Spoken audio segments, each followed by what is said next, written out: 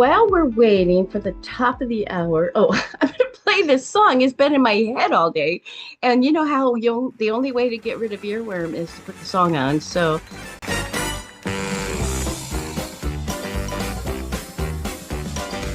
It's time to play the music. It's time to light the lights. It's time to meet the Muppets on the Muppet Show tonight. It's time to put on makeup. It's time to dress up. No, it's like a kind of torture to have to watch the show.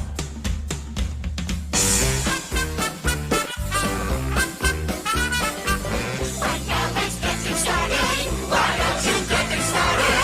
It's time to get things started. Sensational, inspirational, celebrational, motivational. This is what we call the Muppet Show.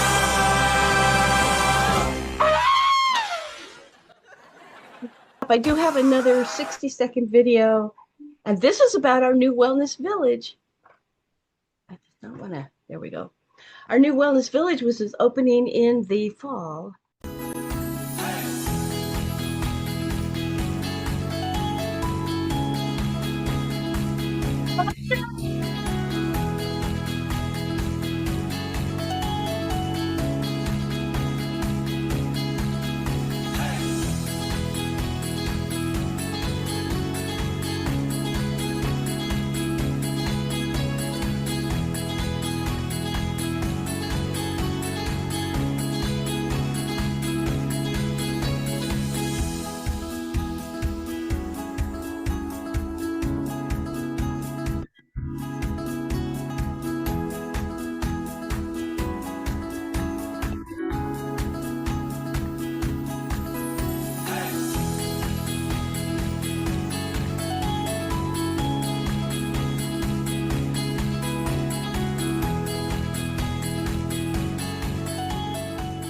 So excited about Wellness Village opening in the fall. It's going to be a campus of behavioral health and also regular health services and all those other things, the green spaces, the marketplace. Janice just joined us. Thank you for coming. Now, Janice would get an award for the closest person. She's like 2 streets over from me. We have our interpreter, Michelle, is from Puerto Rico, and she's zooming in from there. And Rachel's here, and Christine, thank you so much for making it. Nancy's picture only, so I'm wondering if she's like in the middle of some of her advocacy work. Hi, Nancy. And then Aurelia made it. Ooh. Aurelia works for Disability Rights California, and they have really tight restrictions, so sometimes she doesn't get my emails. Thank you so much. I'm so happy to see everyone. I'm sorry, I have a very bad sore throat. I'm sick. You don't want to see me right now, but thank you, Dakota, for the link. I appreciate you. Of course. Thank you so much for being here. I missed you guys. I missed all of you. And if this is your first meeting with us, we would love it if you would use that QR code, or Isabel has just put into the chat the membership link. And what I want to tell you about this, because sometimes, especially in our social situation right now, people are concerned about their privacy, and rightly so, but your personal information is protected and confidential. And we're gathering your data because we want to show that we're serving all of our communities and getting true representation. And we have to give this information to the state to justify the funding dollars. And I will call this meeting of the Wellness and Disability Equity Alliance to order. I appreciate you having your camera on. I think it helps us become intimate with each other. And my name's Dakota. I identify as disabled. Some of the things we're trying to do, we're reducing behavioral health disparities in the disability community. We're helping the county develop culturally competent mental health services, and we're providing education and outreach and encouraging participation and collaboration between providers. And that's why you're here to meet each other as well. And we do work to make this meeting accessible. AI is allowed per request for accessibility. If you are deaf, you can use the pin feature to keep the interpreter and the speaker's video on your screen. And if you want regular invitations to this meeting and not getting them, put your email address into the chat.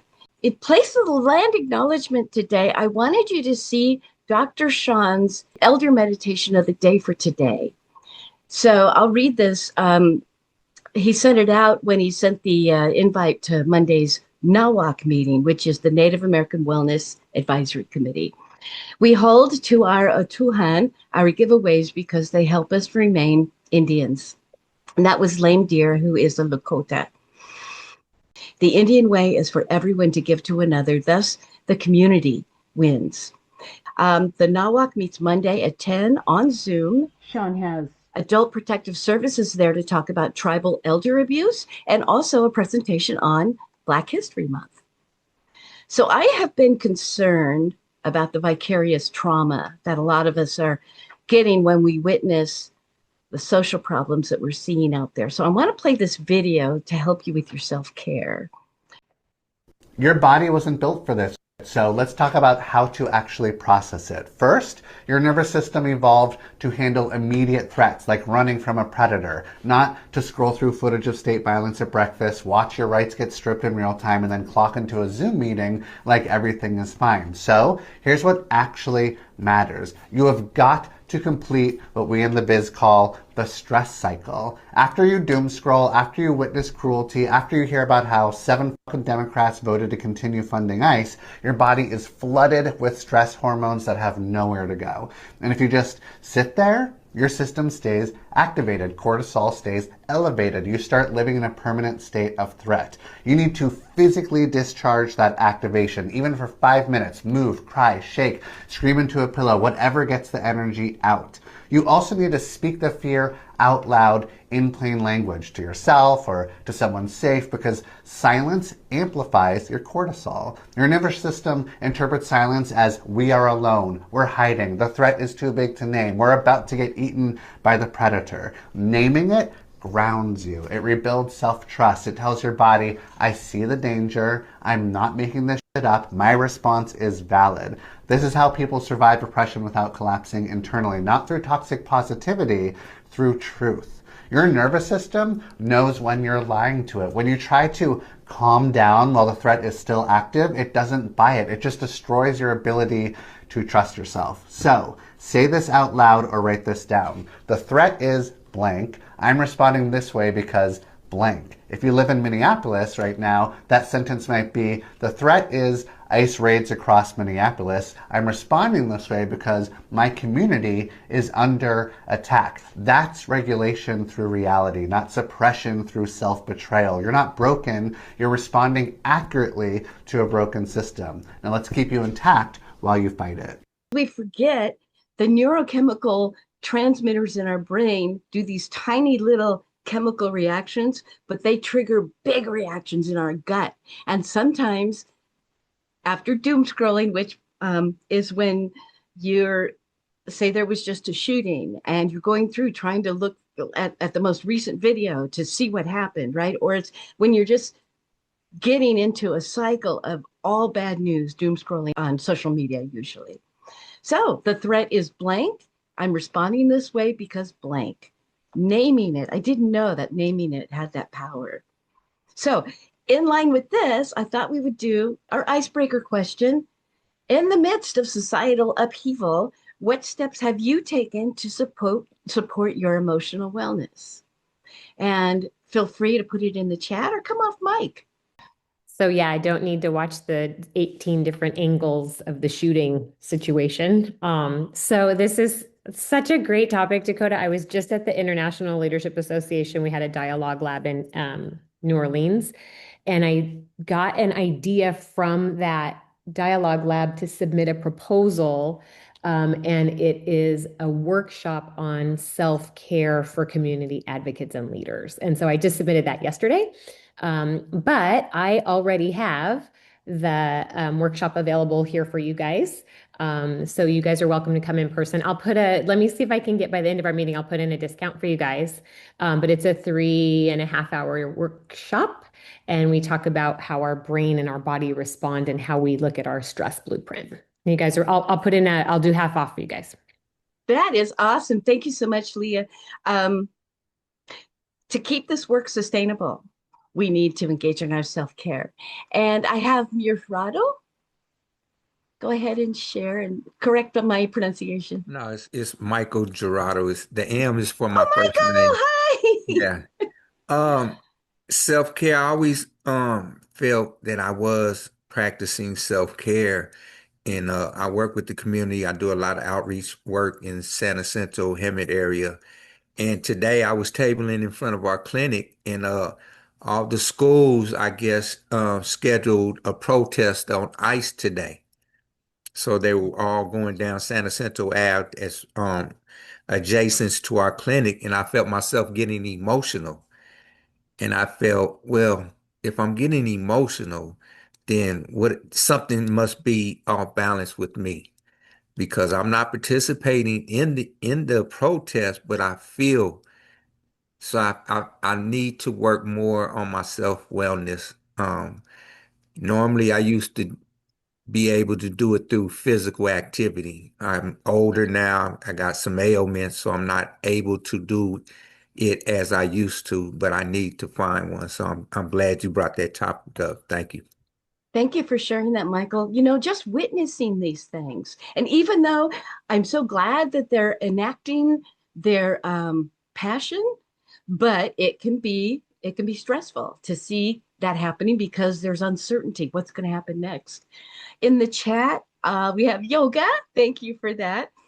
Spending time with family, pets, working out, skating, spending time in nature. Aurelia has a whole array of various wellness tools to help her get through this. Well, Edwin, butterfly hug. I don't know what that is. Where are you? Oh, that's right. We had a doctor in here talking about that patting. So you cross your arms and pat, and it's a self-soothing technique that has been shown to work. Thank you for that reminder. Oh, I feel so much better already. Singing and dancing, absolutely. And that's that, not only is it a communal experience often, but it's a way to let that adrenaline find an outlet. Did I miss Rachel? Pray, limit social media again, listen to music, and going on walks. Thank you. And Nancy agrees. Yes, talk therapy and peer support. Thank you so much. And Janice, she's daily walks, remaining in awe of nature and beauty.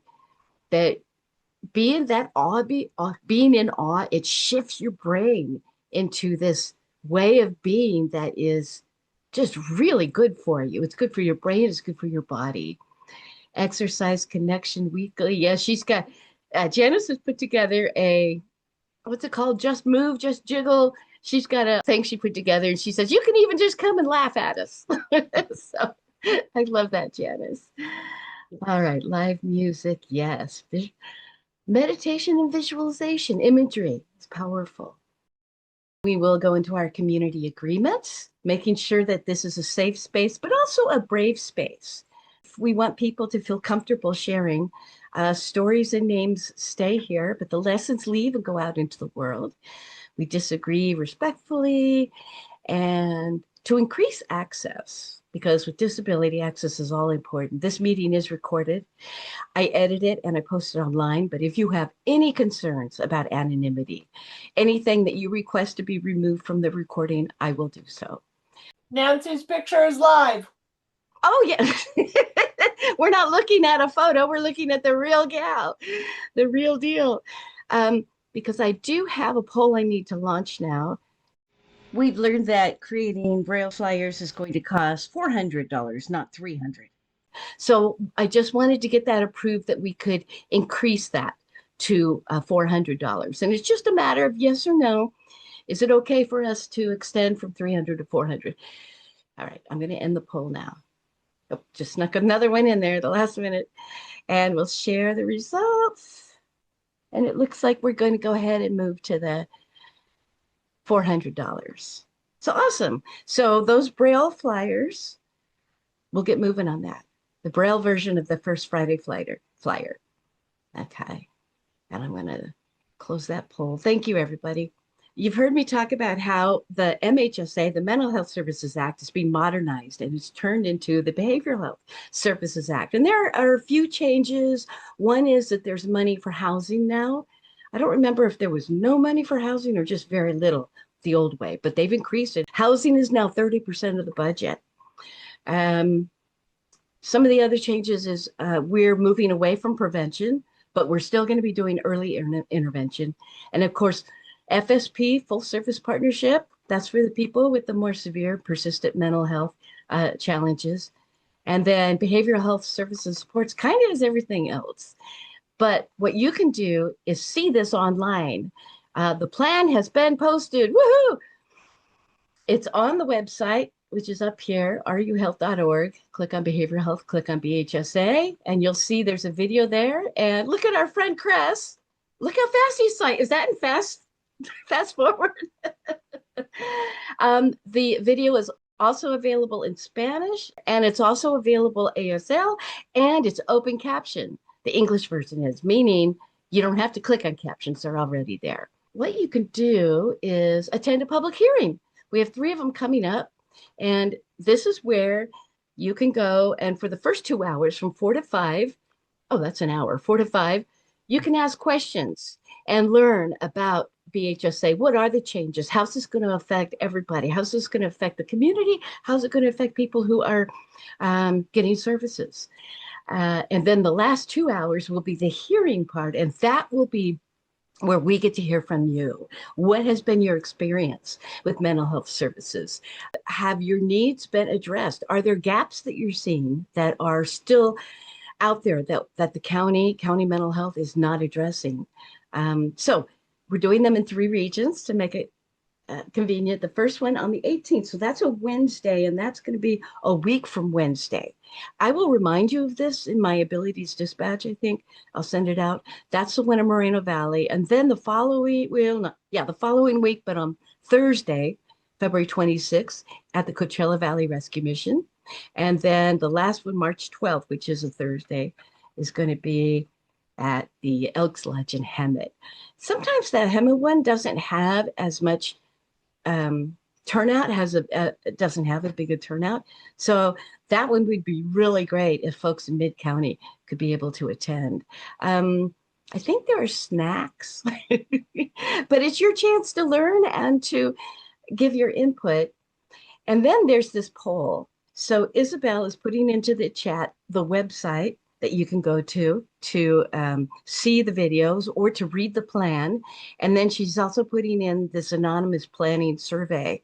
And it's, they have like 5 population groups there. It might be children, adults, adults in nursing home, adults with substance use, and children with substance use, say.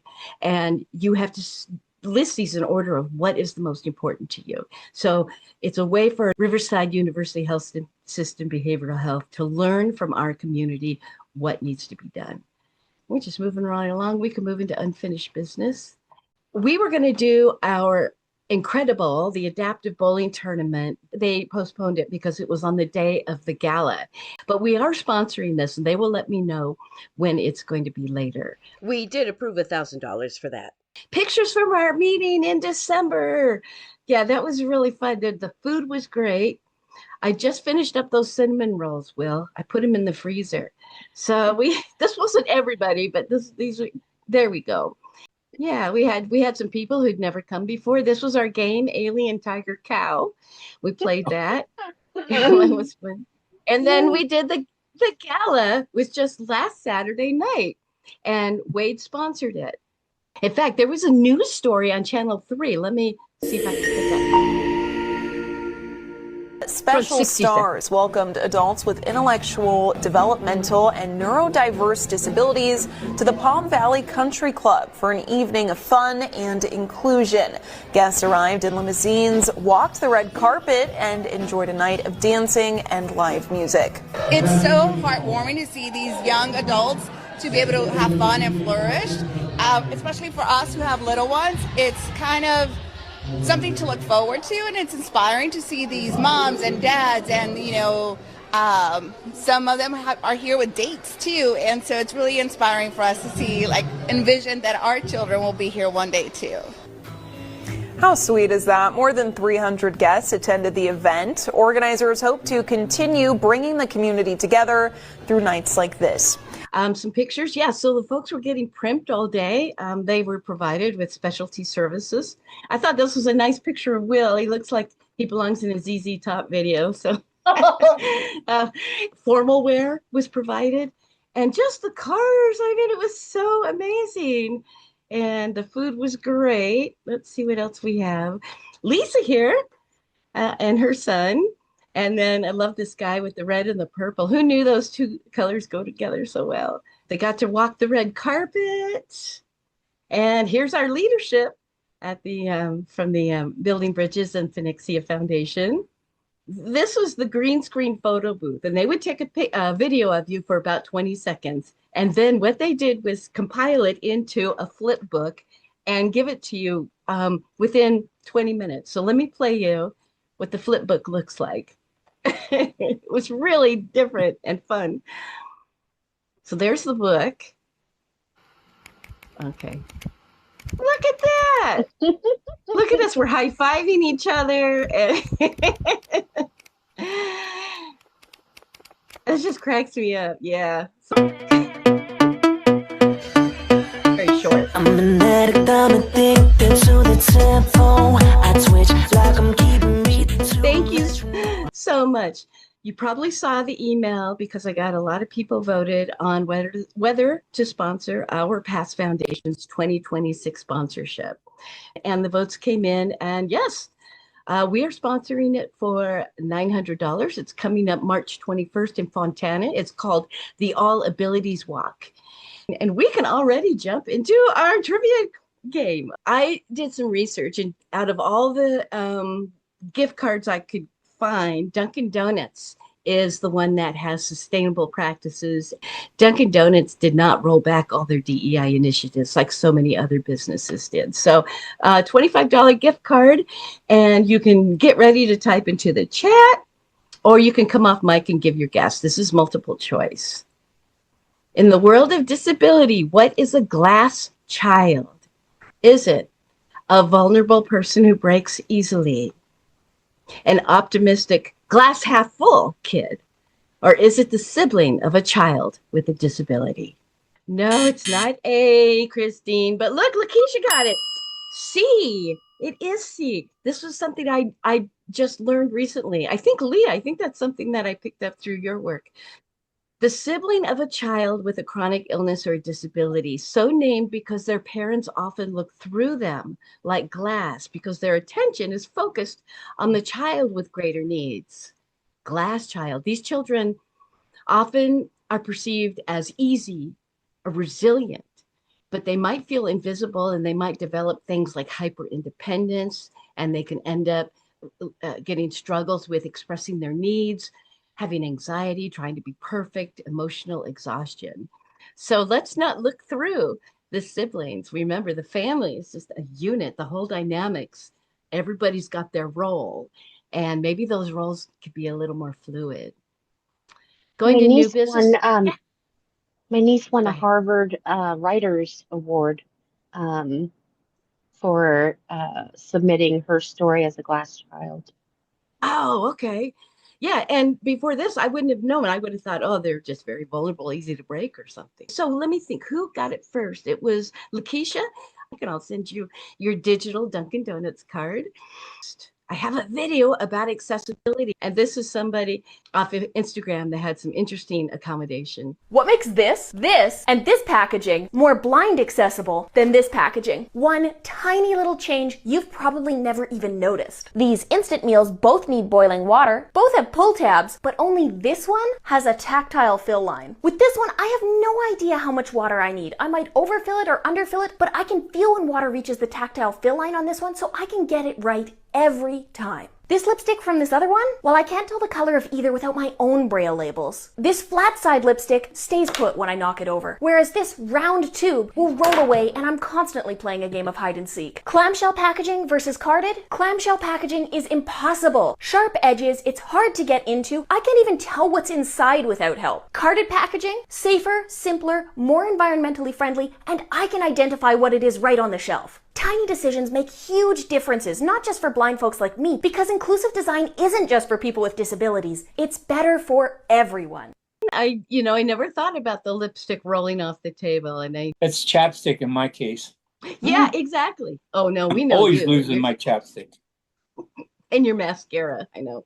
Uh, uh, Um, and I hate clamshell packaging for everybody. I think they get like, I don't know, 200 emergency room visits a year for people fighting with the clamshell packaging. So a little card, so that people have a tactile understanding of what they're looking at. This is a great event. I've been working with the with public health and the Suicide Prevention Coalition upstream, and we're putting together this all intergenerational event. Now, what they've learned is that isolation, when it comes to mental health, isolation is really an issue, especially for our mature adults. So we're inviting mature adults and then families with kids to all get together. And we're not going to do necessarily mental health activities. We're just going to do activities and let people socialize. And then often mental health conversations arise out of these. So there's, I think, a mural with a thing that people can stick stuff on. There might be a sing along.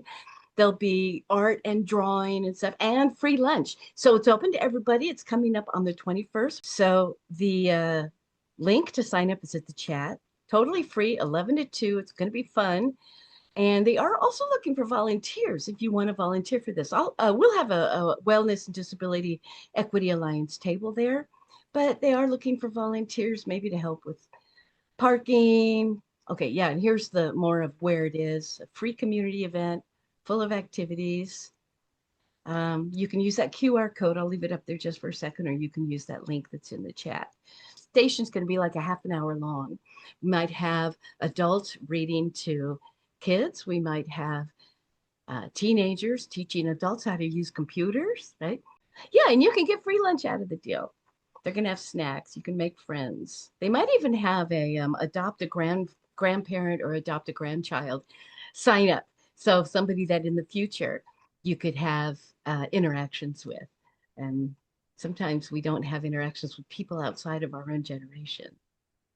Our innovation project, our intensive outpatient eating disorder program has an advisory council or a guidance council. The Eating Disorder Project is eventually going to make its way to the Wellness Village, which you saw the video for earlier in Mead Valley. But Jibren's here. And Jibren, did you want to say anything about this awesome guidance council meeting coming up and who's invited and what's going to be done there? Sure. Hey, Dakota. Hey, everyone.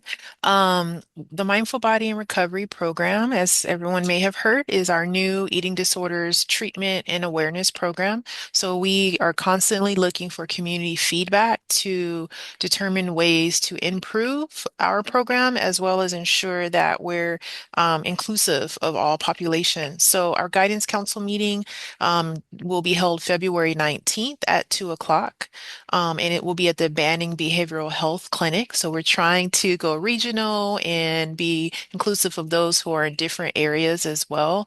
The program itself is located in Paris, and it's for kids ages 12 to 18, and we are expanding our clientele to the Tay age. So starting in March, we will be launching our Tay program at Tay Stepping Stones in Riverside, and that will be for ages 18 to 25. So an opportunity for anyone who is struggling with an eating disorder to participate in our treatment program. But the guidance council itself is to get as much community feedback as possible regarding our program. So the information, it looks like there's a link in the chat, so I can also post the flyer if anyone would like more information.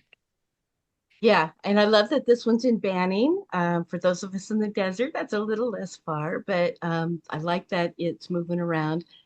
And then, so anybody who maybe they don't have a history with eating disorder, would you still want them to be part of the guidance council? Or are you looking Yes. for people? Okay. Anyone with lived experience or family members or just those that want to give more feedback, maybe you'd like to learn more about the program, are welcome to come. And they're usually fairly small. We meet for about an hour and a half, give you some snacks, have some great conversation. It's very informal, and it's an opportunity to just really give as much feedback as you can, because maybe there's something that you may think about our program that we should do that we are not doing. And so we can share examples of some of our cases that we're working with, some struggles that we're having, some wins, and we're looking for as much community feedback as we can to add to our program. Yeah, sometimes providers who go to schooling and they learn so much and they can be really focused on maybe the intellectual part, maybe they can lose sight of the day-to-day lived experience. And so all input will be welcome. This project is innovative in that there is no other county in the country that is doing an intensive outpatient program like this, that is open to being culturally competent and inviting more and more participation. Thanks, Dakota. I appreciate the shout out. Our Cultural Competence Reducing Disparities Committee meets next week. Always the second Wednesday of the month, 9 a.m. on Zoom. And they're always interesting meetings. I will be chairing the one next month. This month, Hazel, who is the chair of AFWAG, our African American Families Wellness Advisory Guidance, something like that. She'll be chairing it because Black History Month. So that's also going to the chat if you'd like to get an invite. That's going to be next Wednesday, the 11th at 9 a.m. There's often cultural learnings of things that I didn't know before. If you are, like me, learning American Sign Language and want to practice, there are many socials in the Coachella Valley and in Riverside. The ASL Social meets second Saturday of the month. When you are a hearing person and you're engaging with the deaf community, deaf people, for me, my experience has been they're always so open and welcoming and patient with me. It can be intimidating for us that are just learning a new language, but my experience has been always hearing people seem to be welcomed by deaf, and they appreciate if you're trying to reach out to them, because the onus has always been on deaf to try to meet our cultural standards, right? And engage with us on our level. So if you ever want to get involved with the ASL Social, let me know and I will make sure you get this information. All right, so I see a lot of flyers getting into the chat. This is wonderful, and we'll do the bulletin board in a minute. I do want to find out our next meeting, March 6th. Would you like to meet in person or on Zoom again? And we just got a really tight meeting today. I love it because with all the videos, I was worried about it running long. So what I need to do is find my poll, launch it. It's a two-part question. Shall the Wade Alliance meet in person or on Zoom next month? And if meeting in person, which region? You'll have to scroll down to the bottom there to vote on which region. So votes are coming in. And I'm going to share the results with you. There's still a few people who would like to meet in person, but the overwhelming vote is for Zoom. We will meet on Zoom on March 6th. Let's open it up. Who has a program they want to share about something upcoming? Nancy, I see your hand. Hi, I just have a quick comment. I'm going back to the BHSA, the Anonymous Community Planning Survey. The first question on there is about where they can, I think it said like where can they best serve people who are underserved or who are the most underserved populations, something like that. I was in recent work group meetings with the Department of Healthcare Services, and there were nursing home owners, administrators, directors of nursing, and admissions directors on that meeting, and I was the only nursing home resident. Well, the conversation went as such in the language of basically othering nursing home residents, saying that, well, we need to get more money for the people that we really don't, for the undesirable people who have complicated cases.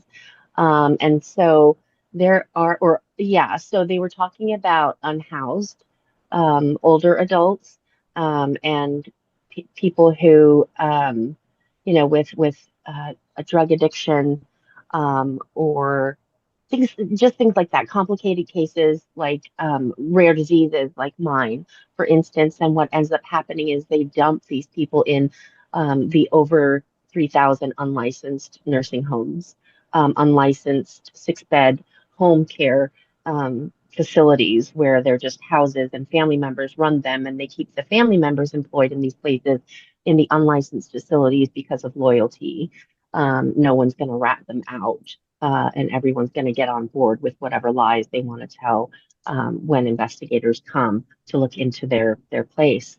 So I think that needs to be known, that unhoused older adults really, really need a lot more care and attention, and just sending them to nursing homes is not working because many of them are just dying. They're taking advantage of them, and they're signing them up for hospice, which ends up killing them a lot faster than they need to. Um, they put them on morphine, and everyone's getting kickbacks. The doctors, the prescribers, they're getting kickbacks for each hospice patient they sign up. The corruption is rampant in that industry. And this is the thing about these people with complicated cases just being shoved aside and not able to interact with the rest of us. And so we can be very shut off.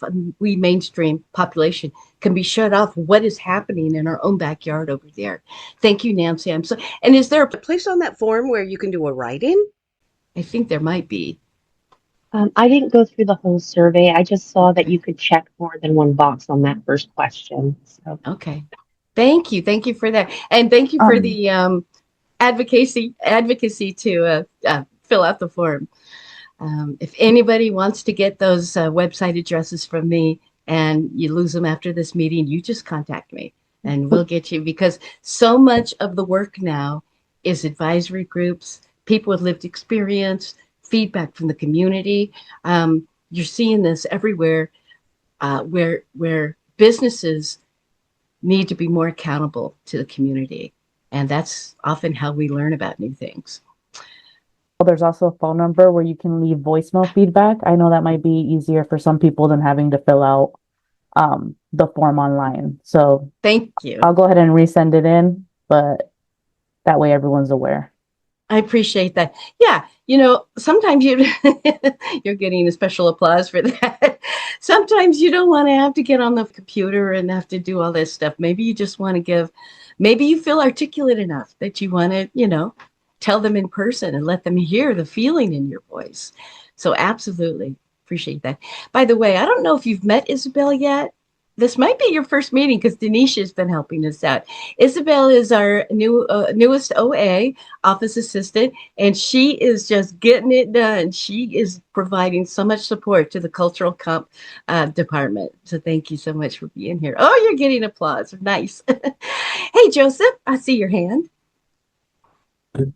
I know I've been putting it inside of the comments, but I just wanted to reiterate, now that we have everybody here, that the Hemet Beak platform is available for Zoom meetings and putting the word out there for the information that you have. Then I also got some emails, so I'll be reaching out to those that I got emails from. But if you have anything that you're ready to get on camera and talk to the people about, especially Nancy Stevens, the stuff that she talks about and has been talking about is extremely important. Not that all of the things we talk about isn't, but she says some of the stuff is just like so devastating. It hits me in the heart because it's like I want to do something, but I feel like I don't have the resources to make something happen. But I do have that media resource. So if you're willing to come on, I look forward to doing a podcast with you soon. Do you have your email in the chat too, Joseph? Yes. Okay, good. Then Nancy can reach out to you. I've been a guest on your podcast, and you were really nice. You were fun. You were a good interview. I didn't have to be nervous. You just led me through what I wanted to talk about. So thank you for that. I can remember because I was waiting for you. You're like, well, I was walking the dog. It was like an hour later. She's like, can I come on the show? I was like, I guess the Hemet Beat's going for 2 hours today. You're so generous. Thank you for that. The flyers shared today will go onto our shared drive where you can download them. And you can also upload flyers yourself. Get rid of the middleman. So Isabel will put the link to that in the chat. You do need to have a Gmail account, have access to a Google Drive in order to do that. And Jasmine's here. She's filling in for Annette. And she's asking everyone to share the flyers. And this is for the Our Paths Foundation All Abilities Walk, the social group for children and parent trainings that OPF hosts are free for all friends and family to come and join. And they host inclusive activities, painting, Lego, sports, games. And it's not limited to special needs families able to bring siblings, maybe those glass children. And friends. So awesome. Thank you. It's nice to see you here today, Jasmine. Thank you for coming. Oh, you have the same last name as Annette. Okay, so are you in the family then? Hi, yes. So we're a nonprofit organization. We're family organized. Love it. So Love it. we're all everyone in the organization. We're all related by their in-laws. So I myself am the vice president. My sister-in-law is the secretary. Annette and her husband are the executive director and president, and her son is the treasurer. Nice. Well, we're gonna be at this event. We did vote to sponsor it, the All Abilities, and you do great work. Even though it's in Fontana and you guys are more Inland Empire, you do have Riverside County consumers, and that's why we wanted to be a part of it. Yes, I wanted to also give you guys a shout out for that. Thank you so much. We truly appreciate it. Yes. I got a really nice plaque last year for you guys. It's in our Misty's got it in her office. All right. Thank you so much. This one will be better. All right. Anybody else before we wrap up and move into the weekend? Oh, and then just a reminder, our multicultural symposium is going to be on April 22nd in Indio at the formerly known as the Metro 8. The spots are filling up, so if you would like to register, I'm going to go ahead and throw the link in the chat. Thank you so much. I knew I forgot something. And it's not too late if you want to be part of planning that too. We're still putting it together, but it is filling up. And it's going to be in Indio this year in the desert. We have our living library. We're narrowing down the books because the response was so good. And the books are such a variety of experiences that they're going to talk about. We're really excited. That was one of many people's favorite parts of the symposium last year. The food's great too. The entertainment is fun. It's just a great day, and it's free. We like to do a lot of free. Comment. Yes, Christine. When you guys send out the notifications with the address, make sure that everybody realizes that it's off the street, because like when I first went to find that Metro 8, it's a little bit hard to find, and I don't want anybody to get frustrated in attending just because they can't find the building. Yeah, you know what? Next time in that area, I'll try to look. Maxine's is a restaurant that's right near there. Maybe we can tell them, take a right after Maxine's. Yeah, it's just really crazy because it's kind of like you have to drive through someone else's parking lot in order to get to their parking lot, and it's like off the street. And I mean, if you know where Metro 8 was, then you're okay. But I didn't know the area. Funny story, when I was driving, we were doing homeless outreach in a county car, and it was like 120 degrees outside, and we had the air conditioning up super high in the car, and it was like chilly, and I backed up and I used the camera, and so I wasn't looking behind me, and there was a mesquite tree that was poking out, and it like touched the back window, and the back window just exploded. So I didn't get in trouble for it because I think it was because of the temperature difference that it just. Yes, we'll do that, Christine. We'll try to make those instructions very clear. Many people will be coming from I-10 and coming down Monroe that way from that direction. So it will be a right-hand turn for them. But yes, we'll try to make that clear. All right. I just want to say it is so nice to see you all. We went a long time without seeing each other. So, well, not you, Janice. I see you all the time. But and Edwin, thank you for joining us. It's a real treat to have you here today. This meeting is adjourned. Go do your weekends. Have a great time and try to make it to one of the hearings coming up in the next couple of weeks.